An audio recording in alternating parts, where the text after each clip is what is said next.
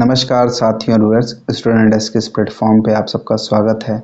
मैं रवि कुमार एक नए विषय के साथ राष्ट्रीय पार्टी का दर्जा।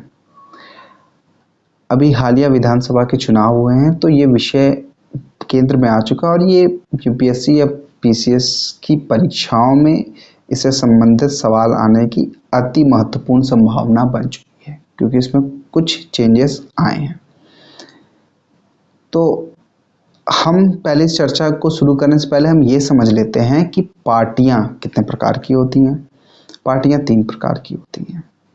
एक होती है राष्ट्रीय स्तर की पार्टी, एक राज्य स्तर की पार्टी, एक क्षेत्रीय स्तर की पार्टी। वर्तमान स्थिति में इलेक्शन कमीशन के नए अपडेट्स द्वारा कि राष्ट्रीय स्तर की पार्टियां जो हैं वो अभी 7 हैं। राज्य स्तर की जो पार्टियां हैं वो 35 हैं और जो क्षेत्रीय स्तर की पार्टियां हैं वो 350 है, 350 है। तो राष्ट्रीय स्तर की पार्टी और राज्य स्तर और की पार्टी होने के लिए अलग अलग योग्यताएं हैं। तो हम पहले राष्ट्रीय स्तर की पार्टी की योग्यता देख लेते हैं। किस पार्टी को राष्ट्रीय स्तर की पार्टी कही जाएगी? इन दोनों बिंदुओं में से किसी एक बिंदु का फुलफिल होना बहुत अनिवार्य है। पहला बिंदु है कि वो दल जो कुल वैध मतों का 2%, मतलब कि 11 सीटें, जो कि 3 अलग अलग राज्यों में उसने जीत हासिल की हो। ठीक। दूसरा कि 4 अलग अलग राज्यों में वो राज्य स्तरीय पार्टी का उसको दर्जा प्राप्त हुआ हो। ये दोनों कंडीशन अनिवार्य है। अब हम देख लेते हैं राज्य स्तरीय पार्टी होने की क्या योग्यता है।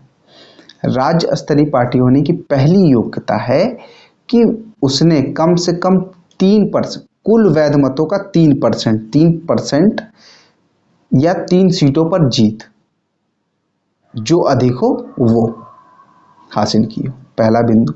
दूसरा, लोकसभा चुनाव में 25 सदस्यों में एक लोकसभा सीट उसने जीत हासिल की हो। मतलब इसका ये कि जहां 50 लोकसभा सीट हो वहां पे 2। ठीक।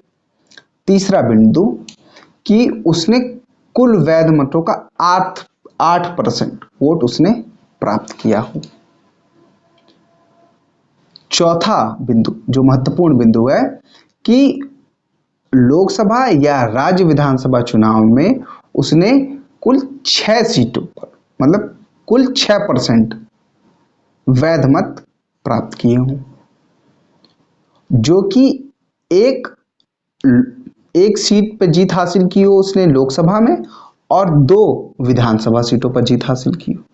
तो ये 4 बिंदुओं में से किसी एक पॉइंट पर उसको अनिवार्य रूप से वो सारी कंडीशन मानना लागू होगा।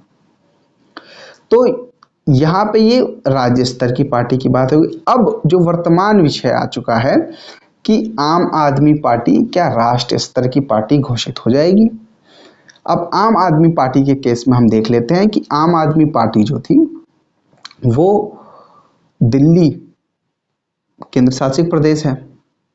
अब जब मैंने राज्य शब्द प्रयोग किया तो राज्य में दिल्ली और पौंडीचेरी, ये जो केंद्र शासित प्रदेश है, ये दोनों राज्य ही काउंट होंगे।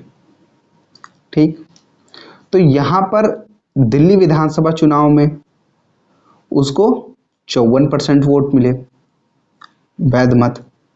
पंजाब में अभी 42% वैध मत मिले।